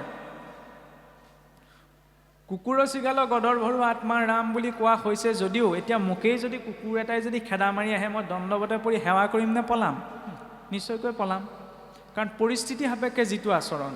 গতিকে পৰিস্থিতি সাপেক্ষে আমি যি আচৰণ কৰিব লাগে তাক কৰিম, কিন্তু লক্ষ্যটো স্পষ্ট হ'ব লাগিব। সেই কাউৰীৰ নিচিনা কা কা কৰি সকলোৰে লগত মিলি থাকিম, কিন্তু নিজৰ ধৰ্ম বস্তুটো হাতৰ মুঠিলে আমি আনিব পাৰিব লাগিব।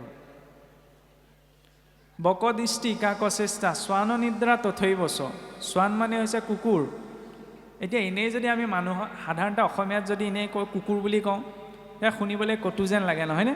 কিন্তু সংস্কৃত হৈছে সংস্কৃত লোকৰ ভাষা।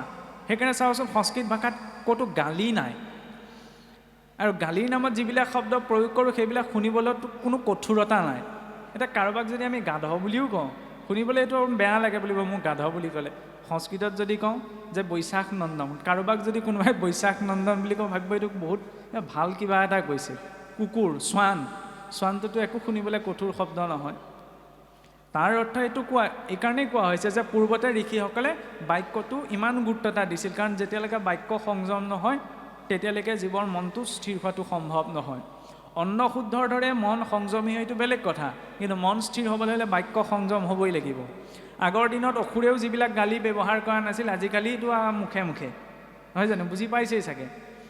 আগৰ দিনত অসুৰে যিবিলাক গালি ব্যৱহাৰ কৰিছিল অন্ততঃ ভাওনাখনত উচ্চাৰণ কৰিব পাৰি বোলে কাৰোবাক ক'লে অধম বুলি, দুৰাচাৰ বুলি, পাখণ্ড বুলি, এইবিলাক শুনিবলৈ ইমান বেয়া নহয়। আজিকালি যিবিলাক আছে সেইবিলাক উচ্চাৰণ কৰিব নোৱাৰে, হয়নে? তেতিয়াহ'লে অসুৰতকৈও ডাঙৰ হয়নে এইকেইটা? যাৰ বাক্যত এতিয়া কুকুৰক দিয়া থালখনত মই মানুহক যদি খাবলৈ দিব নোৱাৰোঁ, যিখন মুখে দিনটোত মই 10টা অশ্লীল শব্দ উচ্চাৰণ কৰিছোঁ, সেইখন মুখে আৰু ৰাম নাম লৈ থাকোঁ, ঈশ্বৰ আহিবনে? ঈশ্বৰে কিবা কৰিবনে? নকৰে। সেইকাৰণে অন্ততঃ মুখখনে কি উচ্চাৰণ কৰিছোঁ? কুকুৰৰ দৰে নিদ্ৰা। কুকুৰটো সতৰ্কতাৰ ৰূপত হয়, বাঁহ বা দেখিলে পৰিলে সতৰ্ক হৈ যায়। গতিকে জীৱনত ইমান সতৰ্কতা লাগিব যে কোনোবাখিনিত মোৰ কিবা অধৰ্ম হৈছে নি, পাপ হৈছে নি, কাৰোবাক মই কিবা কষ্ট দিছোঁ নি, সেইকণ সতৰ্কতা ভক্তজনৰ বা শিষ্যজনৰ জীৱনত লাগে। অল্পাহাৰী, অল্প আহাৰ ভোজন কৰা। আমাৰ কয় নাই বোলে ভোক লাগিলে খোৱাটো দুখনীয় নহয়, কিন্তু ভাল লাগিলে কাৰণে খাই থাকিলে আকৌ বোলে পেটৰ বেমাৰ হয় নে নহয়? সেইকাৰণে ভোজনতো সংযমটো লাগে। গৃহত্যাগী মানে ঘৰ বাৰী এৰি যোৱাৰ কথা কোৱা হোৱা নাই। আপোনাৰ সামৰ্থ্য আছে যে আপোনাৰ প্ৰয়োজনীয় সকলো বস্তু আপুনি গোটাই ল'ব পাৰে, কিন্তু তাৰ মাজতো কিছুমান অভাৱ নিজে অনুভৱ কৰাটো প্ৰয়োজন। তেতিয়াহে সেই বিষয়বস্তুখিনিৰ মূল্যটো আমি বুজি পাওঁ। ল'ৰা ছোৱালীয়ে বিচাৰিলেই যদি চব বস্তু পিতৃ মাতৃয়ে গোটাই দিয়ে, তেতিয়া কাহানিও সেই বস্তুটোৰ মূল্য বুজি পাবলৈ সামৰ্থ্যৱান নহয়গৈ। সেইকাৰণে কিছুমান অভাৱ অনুভৱ কৰাৰো প্ৰয়োজন, আৰু বিশেষকৈ শিষ্য বা ভক্ত হ'লেতো জীৱনত বহুত অভাৱ অনুভৱ কৰাটো প্ৰয়োজন। অভাৱে জীৱনটো ধৈৰ্যশীল কৰে, পৰিপুষ্ট কৰে। কিন্তু সকলো একদম ফ্ৰীতে যদি পাই যাওঁ, তেতিয়াহ'লে এলাহ আৰু প্ৰমাদৰ সৃষ্টি কৰে। এই 5টা গুণ শিষ্য বা ভক্তজনৰ জীৱনত লাগে, তেতিয়া আমি এজন প্ৰকৃত শিষ্য হোৱাৰ দিশত আগবাঢ়োঁ। আৰু শিষ্য নোহোৱাকৈ আমি শাস্ত্ৰীয় মাৰ্গত আগবাঢ়িব নোৱাৰোঁ। শুকদেৱকো বা শাস্ত্ৰকো গুৰু মানি আমি এই দিশত আগবাঢ়িব লাগিব। গতিকে এই 5টা লক্ষণ আমাৰ ভিতৰত লাগে। এতিয়া এই 5টা লক্ষণৰ আৰম্ভণি হয় সেই যিদিনা আমি গুৰুৰ ওচৰত আশ্ৰয় গ্ৰহণ কৰোঁ। সেইকাৰণে অকণমান জনা বুজা শক্তিটো অহাৰ লগে লগে গুৰুমুখী হোৱা ব্যৱস্থাটো লাগে। বহুতে ভয় কৰে কিজানি এতিয়াই শৰণ ভজন ল'লে নিজৰ ইচ্ছামতে খাবলৈ নাপাম। আমি এই কৈ থাকোঁ যে নাখাই পেলাই ভিক্ষাৰীজনো মৰা নাই, কিন্তু চিন্তাটো ঈশ্বৰ ভক্তিৰ ক্ষেত্ৰত আমাৰ চিন্তাটো ক'ত থাকে? নিজৰ ইচ্ছামতে খাবলৈ নাপাম। আপুনি মই ভজনীয়া হওঁ নহওঁ, যদি ভক্ষণ কৰিছোঁ তেতিয়াহ'লে সেইটো জীৱনত পাবই লাগিব। তাৰ পৰা ভজন লওঁ নলওঁ সেইটো বিচাৰ্য নহয়।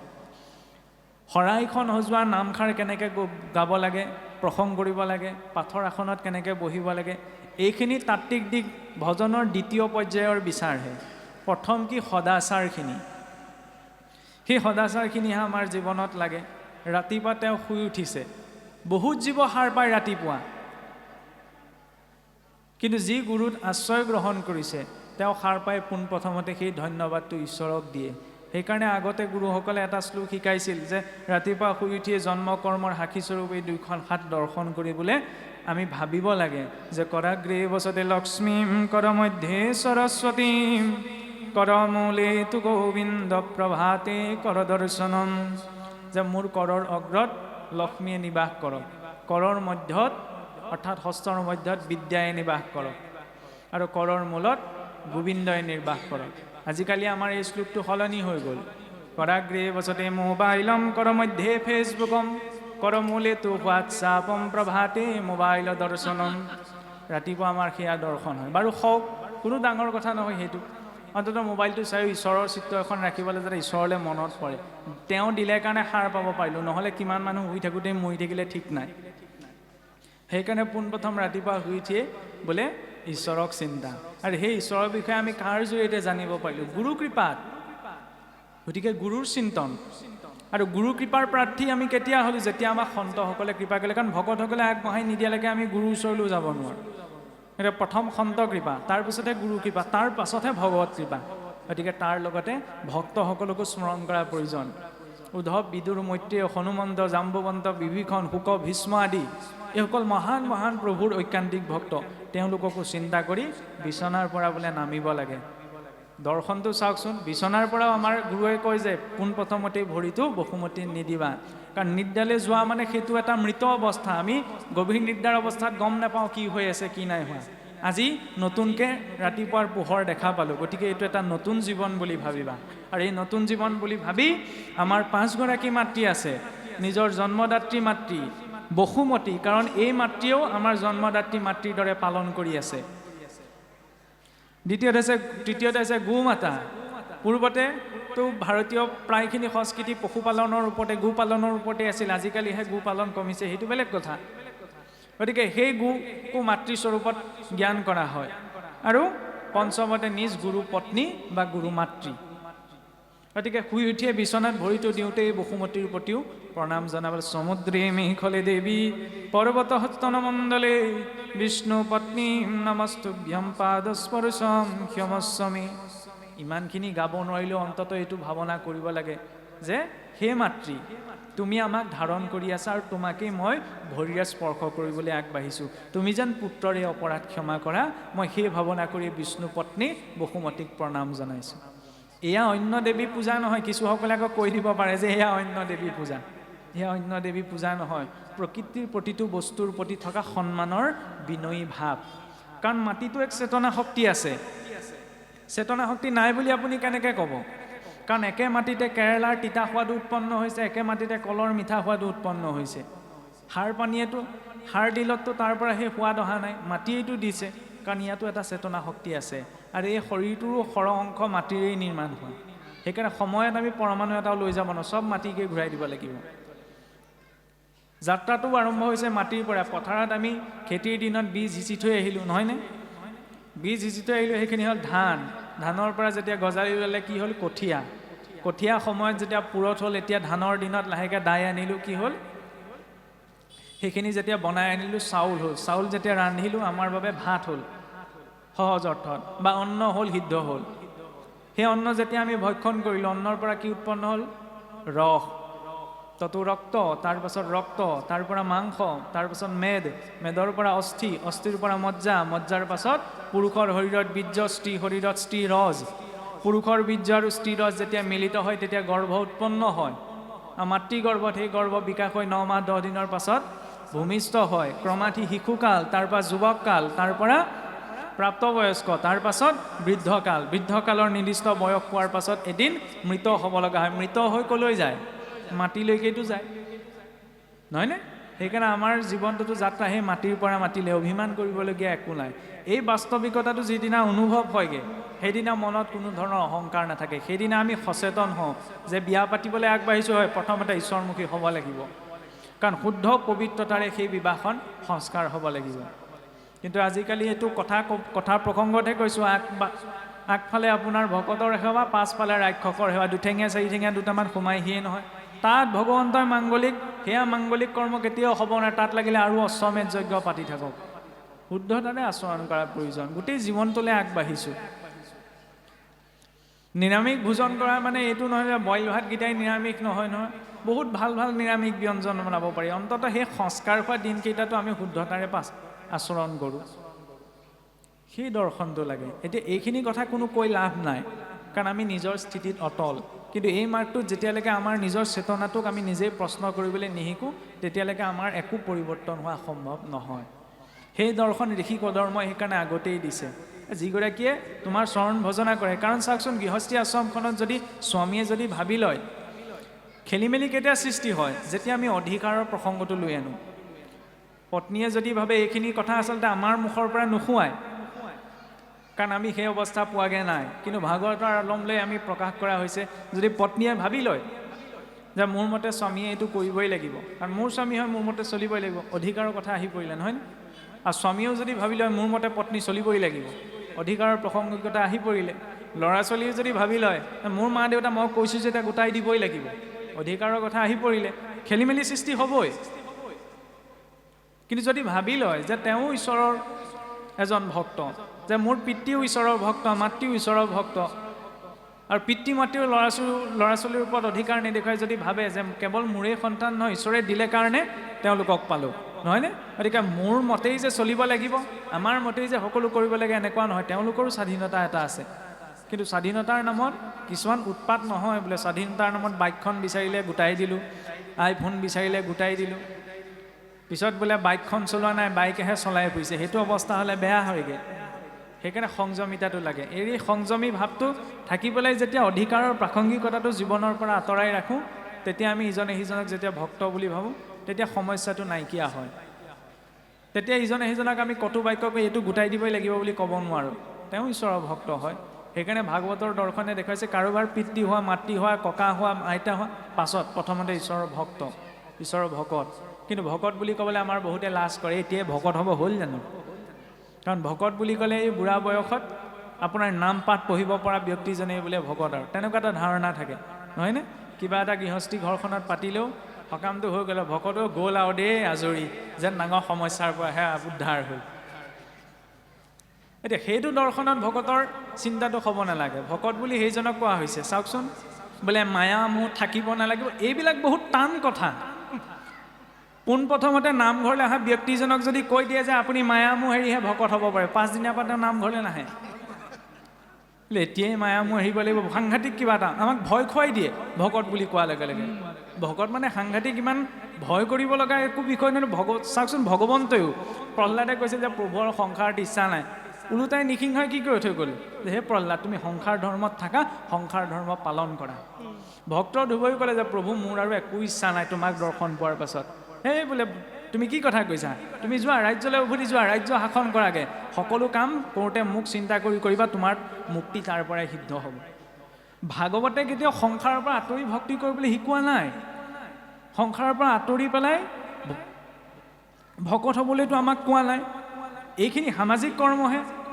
আমি সেইকাৰণে নিজকে ভকত বুলি ক'বলৈ অকণমান নিজৰ মনৰ পৰা লাজটো আঁতৰাব লাগে। নহ'লে আজিকালি বহুতে ভকত বুলি ক'বলৈ লাজ কৰে। কেলৈ লাজ কৰে? এই এতিয়াই ভকত বুলি মানসিকতাটো কি সোমাই আছে? সেই বৃদ্ধ বয়সত সকাম নিকাম খোৱা এটা চৰিত্ৰ, সেইটো নহয়। সেইখিনিতো সামাজিক কৰ্মহে। নামতে যাহাৰ পুৰুষ উদ্ধাৰ নিন্দে টান দাস বুলি কোনোবাই আকৌ যদি কয় এই বৰ ভকত ওলালে, তেতিয়াহ'লেতো পৰম কৃপা। কেলৈ পৰম কৃপা জানেনে? কাৰণ তেওঁ জনাই নাই ভকত কি। আকৌ নজনাৰ পাছতো আপোনাক কি বুলি কৈছে? বৰ ভকত ওলালে। নিচিনি পেলাইও স্বীকাৰ যে কৰিছে, সেইটো ধন্যবাদৰ কথা, বহুত ভাল কথা। অসন্তোষ কৰিব নালাগে। কিয় অসন্তোষ কৰিব নালাগে? কাৰণ ভকতীয়া বুলি যদি দুষ্টে নিন্দে কৰে নানা উপহাস, আতয় সন্তোষ নকৰিবা ৰোষ, সিটো হৈবে সৰ্বনাশ। নামতে যাহাৰ পুৰুষ উদ্ধাৰ নিন্দে টান দাস বুলি নিদিবা সাক্ষী, খাইলে দুয়ো আখি জানিবা সেহি তুকলি। যাৰ নাম ল'লেই বোলে জীৱৰ 21 পুৰুষ উদ্ধাৰ হয়, তেওঁৰ নাম ল'লত যদি কোনোবাই হাঁহিছে, উপলিঙা কৈছে বোলে সাক্ষী দিয়া প্ৰয়োজন নাই, কলিৰ মূৰ্তমান স্বৰূপ সেইজনী। 10জনৰ আগত মই বেয়া মাত এটা মাতিবলৈ লাজ নকৰোঁ, কিন্তু 10জনৰ আগত ৰামকৃষ্ণ বুলি ক'বলৈ লাজ কৰোঁ। ইয়াতকৈ আৰু বিকৃত মানসিকতা কি আছে? ভাবি চাওকচোন। সেইটোতো আজিকালি হৈ আছে ন, যে আমি কাহানিও মিতিৰ কুটুমকতো এইটো নুসুধো, ফোন কৰাৰ সময়ত বোলে কৃষ্ণ ভালে আছনে? কাৰণ আমি ভাবি থাকোঁ কি কৃষ্ণ মানে কি এই ভকতৰ আগত উচ্চাৰণ কৰা শব্দহে। কিন্তু কৃষ্ণৰ চিন্তন যে সেই গৃহকৰ্ম কৰা সময়টো লাগে, সেইটো আমি বন্ধ কোঠালি এটাত চাবি মাৰি থৈ দিছোঁ। তাৰ জৰিয়তে আমাৰ মনৰ কোনোবাখিনিৰ এইটো চিন্তা এতিয়াও সোমাই আছে যে কৃষ্ণ ৰাম এইবোৰ ভক্তি, এইবোৰ নামঘৰলৈ যাওঁতে লৈ যোৱা বস্তুহে, বাকীখিনি সময়ত দৰকাৰ নাই। সেইটো চিন্তাত নহ'ব। আমি এইটো অন্ততঃ অভ্যাস যদি কৰোঁ যে কাৰোবাৰ সৈতে কোনোবাই ঢেৰ কিবা কিবি, তাৰ মাজত গৈ আপুনি গহীনকৈ কৃষ্ণ বুলি কয়, উল্টাই আপোনাক একো ক'ব নোৱাৰে। সেইটো হৈছে কৃষ্ণ নামৰ শক্তি। আৰু মানুহ হৈ যদি মানুহৰ দৰে শুদ্ধ বাক্য উচ্চাৰণতে আমাৰ নিজৰ নিয়ন্ত্ৰণ নাথাকে, তেতিয়াহ'লে মানুহ হৈ আমি কোন ক্ষেত্ৰত ক'ব পাৰোঁ? অসুৰৰো বাক্য সংযম আছিল। আমাৰ যদি মানুহৰ যদি নাথাকে, তেতিয়া সেই মনুষ্যত্বৰ অৱনতি সেইখিনিতেই ঘটে। আমি যদি আনক দেখুৱাই বোলে কিছুসকলে এনেকুৱা কয় নহয়, মই নামঘৰলৈ নাযাওঁ।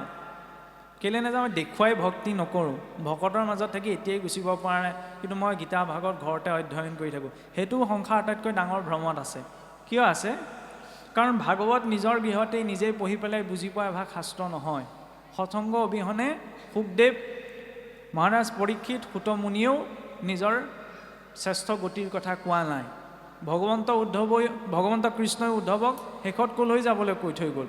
সৎসংগলৈ। সৎসংগ অবিহনে গতি পোৱাটো সম্ভৱ নহয়। নিজেই দেখুৱাই, আমি যেতিয়া আনক দেখুৱালে ঘড়ীটো পিন্ধিব পাৰোঁ, নহয়নে? মোৰ ঘৰত বগা কুৰ্তা ঢেৰ আছে, মই আজি আপোনালোকৰ ইয়ালৈ আহোঁতে এইটো কুৰ্তা কেলৈ পিন্ধি আহিছোঁ? যাতে অকণমান চকুত লাগে, নহয়নে? খোলাখুলিকৈ কৈ দিছোঁ। এতিয়া আনক দেখুৱালে যদি মই চোলাটো পিন্ধিব পাৰোঁ, চফা চোলাত কাপোৰযোৰ কিনিব পাৰোঁ, দামী কাপোৰযোৰ মই কিয় কিনো? পাতল কাপোৰযোৰ পিন্ধিলেওতো ঠাণ্ডা গৈছে, দামী কাপোৰযোৰ যাতে মানুহৰো চকুত লাগে। ভৌতিক জগতখনত যেতিয়া মানুহৰ চকুত লাগিবলৈ ঘড়ীটো চোলাটো মই পিন্ধিব পাৰোঁ, এতিয়া ভক্তিও মানুহৰ চকুত লাগিবলৈ কৰিব লাগে, যাতে ভক্তসকল কাষ চাপিহে অসুৰসকল আঁতৰি যায়। কিন্তু যদি আপোনাৰ বাহ্যিক ৰূপটো দেখিয়ে যদি গমেই নাপায় ভক্তই নে অসুৰেই নেকি, তেতিয়াহ'লে সকলো কাষ চাপি আহিব। এতিয়া কাক ধৰিব, কাক এৰিব? সেইকাৰণে ডিষ্টেঞ্চটা মেইনটেইন কৰি ৰাখিবলৈ এতিয়া সেইটো ব্যক্তিগত অনুভৱৰ পৰাহে প্ৰকাশ কৰিছোঁ। আপুনি ক'ৰবালৈ লং পেণ্ট এটা পিন্ধি যাওক আৰু ধুতিখন পিন্ধি যাওক, পাৰ্থক্য সেইখিনিতেই দেখা পাব। আমাৰ নিচিনাকৈ দীঘলকৈ ফুট এডাল লৈ গ'লেতো কথাই নাই। গতিকে তাৰ জৰিয়তে কি কোৱা হৈছে যে বৈষ্ণৱৰ যিটো বেশভূষা, এইটো নহয় যে এনেকৈ কৰি পেলাই আৰু ভকত হৈ পেলাই চলি থাকিব। আৰু প্ৰকৃততে আমিও ভাওহে জুৰিছোঁ, ভকতিৰ ভটো কৰিব পৰা নাই। কিন্তু ভাও কৰাৰ ক্ষেত্ৰত এইটো নহয় যে আমি ইয়াত কপটতাৰে কিবা কথা প্ৰকাশ কৰিছোঁ, আমি ইয়াত কপটতাৰ কথা কৈছোঁ। ভাও জোৰাৰ শব্দৰ তাৎপৰ্য আমি এইটোহে ক'ব বিচৰা হৈছে, যেতিয়া গাঁৱত ভাওনাখন পাতোঁতে কৃষ্ণ ভাওটো দিয়া হয়, এতিয়া সেই অভিনেতাজনে যেতিয়া কৃষ্ণ চৰিত্ৰটোত সোমাই পেলাই প্ৰৱেশ কৰে, তেতিয়া চাই থকা ৰাইজেও কয় যে সাক্ষাৎ কৃষ্ণ যেন লাগিছে দেই, মানে চৰিত্ৰটোৰ ভিতৰত সোমাই পৰিছে, নহয়নে? গতিকে আমিও শুদ্ধ ভক্তি কৰিবগৈ নোৱাৰোঁ, আমি ইমান মানে সংসাৰখনত বদ্ধ হৈ আছোঁ। সেইকাৰণে ছজন ঐকান্তিক ভক্ত নিৰ্দিষ্ট, হয়নে? উদ্ধৱ, বিদুৰ, মৈত্ৰেয়, জাম্বৱন্ত, বিভীষণ আৰু হনুমন্ত। তেওঁলোকক মাত্ৰ আমি অনুকৰণহে কৰিব পাৰোঁ। এতিয়া অনুকৰণ কৰিবলৈ যাওঁতে ভাওখন যাতে এনেকুৱাকৈ কৰিব যাতে দেখাসকলে কয় যে ভকত যেন লাগিছে দেই। এতিয়া এই ভাৱনাটো যাতে ভগৱন্তৰ ওচৰত উৎপন্ন হয়, কাৰণ মনুষ্যৰ ভিতৰতো সহস্ৰজনৰ ভিতৰত এজনেহে গতি পোৱা সম্ভৱ। মনুষ্যানাম সহস্ৰেষু কশ্চিৎ য়ততি সিদ্ধয়ে যততামপি সিদ্ধানাম কশ্চিৎ মানাং বেতি তত্ত্বতঃ। কিন্তু যেতিয়া আমি ভালকৈ ভাওখন আচৰণ কৰিম, তেতিয়া ভগৱন্তই কিজানি যদি ভাবে যে হয় দেই ভকতৰ ভাওখন হ'লে ভালদৰে জুৰিছে, এওঁক পাছ কৰি আনিব পাৰি। কিন্তু যদি ভকতৰ চৰিত্ৰটোত আমি সোমাই পেলাই ভালদৰে ভাও ধৰিব নোৱাৰোঁ, তেতিয়াহ'লে ইউনিফৰ্মযোৰ কাৰ পিন্ধিছোঁ? ভকতৰ। যি ভকতক ভগৱন্তই ইমান ওপৰলৈ উঠাই থৈছে যে মুহুৰ উদৰে আছে যতেক ব্ৰহ্মাণ্ড ভকতৰ ধূলাপুৰী পবিত্ৰ প্ৰত্যেক। বোলে মোৰ এই বিৰাট শৰীৰত যিমান ব্ৰহ্মাণ্ড ব্যাপ্ত হৈছে সকলো বোলে ভকতৰ ধূলাপুৰী পবিত্ৰ হৈছে, ভকতক ইমান ওপৰলৈ উঠাই থৈছে। এতিয়া সেই ভকতৰ সাজযোৰ পিন্ধি যদি ভকতৰ বাবে নিষেধ কৰাখিনি কৰি আছোঁ, তেতিয়াহ'লে আটাইতকৈ মাধমাৰটো মোৰ ওপৰতে নপৰিবনে? জয় বিজয়কে সোধাই নেৰিলে বৈকুণ্ঠৰ পাৰিষত। বৈকুণ্ঠ এনেকুৱা এখন স্থান যি স্থানলৈ গ'লে জীৱ আকৌ সংসাৰলৈ আহিব নালাগে। অকণমানে অহংকাৰ কৰিছিল, কিন্তু সেই স্থানৰ পৰা সহায় পঠাই দিয়া নাই জানো? য'ত কোনো ধৰণৰ কুণ্ঠা থাকিবই নোৱাৰে সেইখন হৈছে বৈকুণ্ঠ। নিজৰ মানুহকে সোধাই এৰা নাই। কৰোণাময় বুলি যেতিয়া আমি ভগৱন্তক কওঁ, কালৰ মূৰ্তিও সেইজনেই নহয় জানো? সেইকাৰণে ভয়টোও বৰ্তাই ৰখাটো প্ৰয়োজন, কাৰণ হিচাপ সকলোৱে হ'ব আৰু হিচাপ কৰাত ভগৱন্ত আটাইতকৈ পাৰফেক্ট। 0.001% বেছিকৈ নিদিয়ে, 0.001% কমকৈ নিদিয়ে। সেইকাৰণে যি কৰ্মই নহওক, কাৰণ আমাৰ ইয়াত থকা সকলোতো লোকটো গৃহী লোক, আৰু গৃহী লোকৰ আটাইতকৈ ডাঙৰ কৰ্মটো হৈছে গৃহস্থী আশ্ৰমখনত প্ৰৱেশ কৰাটো। গতিকে সেই কৰ্মটো যাতে ঈশ্বৰত অৰ্পণা হৈ যাব, তেতিয়া সেই গৃহাশ্ৰমৰ জৰিয়তে নিজৰ লগতে গৃহখনৰ বাকী জীৱকেইটাও গতি পোৱাৰ পথটো প্ৰশস্ত হয়। তেতিয়া সেই গৃহঘৰখনত কাহানিও মিল নথকা জীৱকেইটা একেলগে থাকিব পাৰে। মহাদেৱ শিৱ বৈষ্ণৱ দৰ্শনত ভগৱান বিষ্ণু আটাইতকৈ পৰম ভক্ত ৰূপত মহাদেৱক গ্ৰহণ কৰা হয়, নহয়? বৈষ্ণৱা নাম যথা সম্ভৱ। মহাদেৱৰ পৰিয়ালটোলৈ চাবচোন, ডিঙিতে আছে সাপ, পুতেকৰ বাহন নিগনি। সহজকৈ যদি কওঁ, গণেশৰ বাহন মূচক নিগনি নহয় জানো? তেওঁৰ পত্নীৰ বাহন সোমনন্দী নামৰ সিংহ, আৰু তেওঁ আন এজন পুত্ৰ কাৰ্তিকৰ বাহন হৈছে কি? ময়ূৰ। সাপ, ময়ূৰ, নিগনি, সিংহ, আৰু তেওঁ নিজৰ বাহন নন্দী নামৰ ষাঁড় গৰু, নহয়নে? এতিয়া এই জীৱকেইটাৰ কাহানি বা মিল আছেনে? কিন্তু পৰিয়ালটোতো একেটাতে আছে। গতিকে য'ত ভক্তি থাকিব, য'ত বিনয়ী ভাৱ থাকিব, তাত বিপৰীত গুণযুক্ত জীৱকেইটাও একেলগে থাকিবলৈ বাধ্য। সেইটো হৈছে বৈষ্ণৱৰ পৰিয়াল। তেনেকুৱা এটা পৰিয়াল লাগৰ দৰ্শনটো আমাক এই কদৰ্ম ঋষিৰ ভাৱনাই আগবঢ়াইছে।